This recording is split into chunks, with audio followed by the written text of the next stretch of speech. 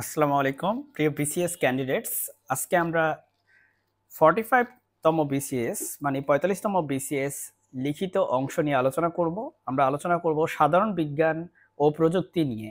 এটা আমাদের ধারাবাহিকভাবে আলোচনা করা ৩ নাম্বার ভিডিও। এর আগে ২টা ভিডিও আমরা আলোচনা করেছিলাম, যেটা আপনি প্লেলিস্ট আকারে আমার চ্যানেলে পেয়ে যাবেন। একটু খুঁজে দেখলেই পেয়ে যাবেন ইনশাআল্লাহ, অথবা আমি এই ভিডিওর ডেসক্রিপশন বক্সে প্লেলিস্টটা দিয়ে দিব।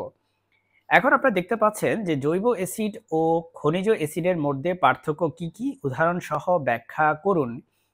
আমরা প্রথম যে কোশ্চেনটা দেখতে পাচ্ছি, এটার পার্থক্য করার জন্য ছক আকারে লেখাটাই বেস্ট। জৈব অ্যাসিড ও খনিজ অ্যাসিড আপনি এভাবে ছক করে নেবেন। জৈব অ্যাসিড হচ্ছে ফলমূল ও সবজিতে যে অ্যাসিড থাকে তাকে জৈব অ্যাসিড বলে।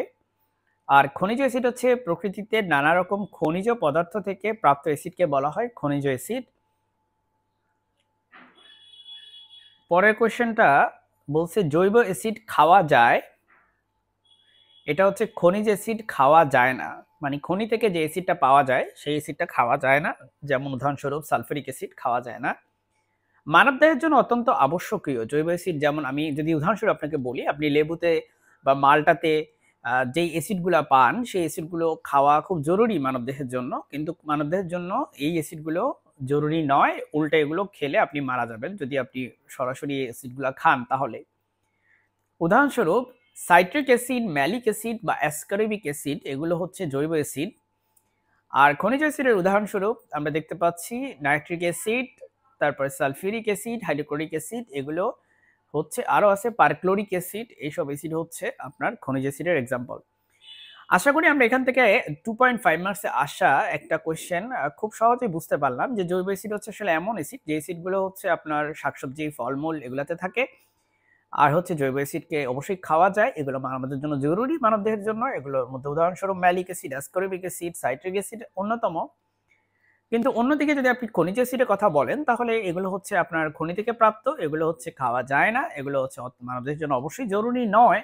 এবং এগুলো হচ্ছে উদাহরণস্বরূপ nitric acid, sulphuric acid, hydrochloric acid. এখন আমরা আলোচনা করব 2 মার্কের কোশ্চেনে আসা রাজ অম্ল বা অ্যাকোয়া রেজিয়া কাকে বলে এবং এর ব্যবহার কি।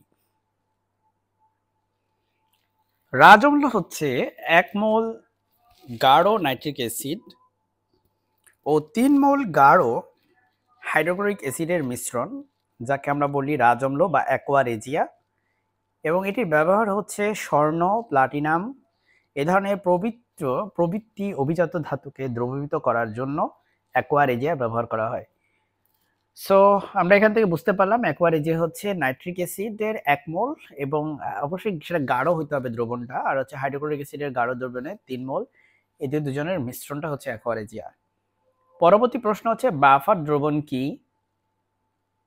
এটা হচ্ছে অ্যাসিটিক অ্যাসিড এবং সোডিয়াম অ্যাসিটেট এর সমমলা দ্রবণ কিভাবে বাফার হিসাবে কাজ করে, এটা হচ্ছে প্রশ্ন। এটাও 2 মার্কের জন্য আসছে, অতিরিক্ত লেখা যাবে না সেখানে।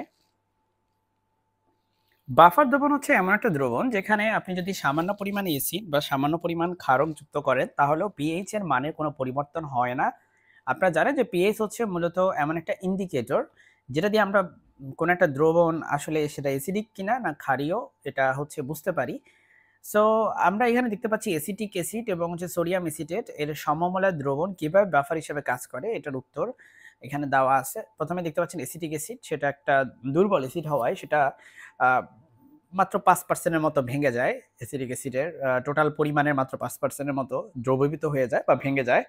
ভেঙে তৈরি করে অ্যাসিটেট আয়ন, আর হচ্ছে হাইড্রোজেন বা H+ আয়ন তৈরি করে। আর আপনি এখানে দেখতে পাচ্ছেন যে সোডিয়াম অ্যাসিটেট, এটা হচ্ছে ভেঙে গিয়ে তৈরি করে আবারও acetate ion plus sodium ion. এক্ষেত্রে বাফার দ্রবণে হাইড্রোজেন আয়ন যোগ করা হলে, হাইড্রোজেন যদি যোগ করেন আপনি এখানে দেখেন, তাহলে আপনি কিন্তু পাবেন হচ্ছে অ্যাসিটিক অ্যাসিড। এটি একটি মৃদু অ্যাসিড হওয়ায় উৎপন্ন অ্যাসিড আয়নিত হয় না।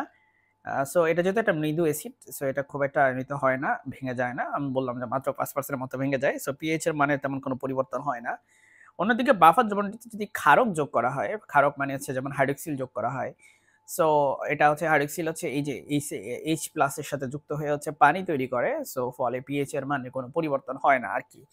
সো এখানে আমরা বাফার দ্রবণ নিয়ে, আমরা ইন্টারমিডিয়েটে আমাদের সিলেবাস আসলে বাফার দ্রবণ নিয়ে আলোচনা আছে। সো সেখানেও আমরা এগুলো পড়ছি। এখন আমরা হচ্ছে নেক্সট কোশ্চেনে চলে যাব, সেটা হচ্ছে অ্যাসকর্বিক অ্যাসিডের কাজ কি। এটা হচ্ছে মাত্র 1 মার্কের কোশ্চেন আসছে, সো অতিরিক্ত লেখার কোনোই প্রয়োজন নাই। অ্যাসকর্বিক অ্যাসিডের আসলে ভিন্ন যে নামে আমরা চিনি এটাকে, সেটা হচ্ছে ভিটামিন সি। এই ভিটামিন সি কতটা গুরুত্বপূর্ণ, সেটার ব্যবহার কি, সেটা আমরা খুব ভালো মতোই জানি। যেমন আমরা আমাদের শরীরে কোনো কাটা-ছেঁড়া গেলে বা আমাদের অপারেশন হওয়ার পর সেই জায়গায় নতুন টিস্যু গজানোর জন্য আমাদের দরকার হচ্ছে কোলাজেন, এবং সেই কোলাজেন উৎপন্ন করার জন্য হচ্ছে অ্যাসকর্বিক অ্যাসিড খুব ইম্পর্টেন্ট। এবং আমরা জানি যে আমাদের শরীরের রোগ প্রতিরোধ ক্ষমতা বৃদ্ধির জন্য অ্যাসকর্বিক অ্যাসিড বা ভিটামিন সি ইম্পর্টেন্ট। এটা হচ্ছে অ্যান্টিঅক্সিডেন্ট এটা, এবং এটা হচ্ছে ফ্রি রেডিক্যাল দূর করে, যে কারণে হচ্ছে টিউমার বা ম্যালিগনেন্ট টিউমার বা যেটা হচ্ছে ক্যান্সারাস কোষের জন্য দায়ী, সে ধরনের টিউমার থেকে আমাদেরকে রক্ষা করার চেষ্টা করে। সো আমরা এখান থেকেই এটার যে কাজ সেটা কিন্তু বুঝতে পারি যে ফ্রি রেডিক্যাল এটা থেকে রক্ষা করে, অ্যান্টিঅক্সিডেন্ট হিসাবে কাজ করে, কোলাজেন উৎপন্ন করে, যা হচ্ছে আমাদের দেহে থাকা হাড়, ত্বক এবং অন্যান্য অঙ্গের যে টিস্যু, এই টিস্যুগুলোকে হচ্ছে সংযোগ করে, মানে জোড়া লাগাতে সাহায্য করে আরকি। তো আজকের ভিডিওটা এই পর্যন্তই থাকুক। পরবর্তী ভিডিওতে আমরা এর পরের যে অংশগুলো সেগুলো থেকে আলোচনা শুরু করব। আমার জন্য দোয়া করবেন। আসসালামু আলাইকুম।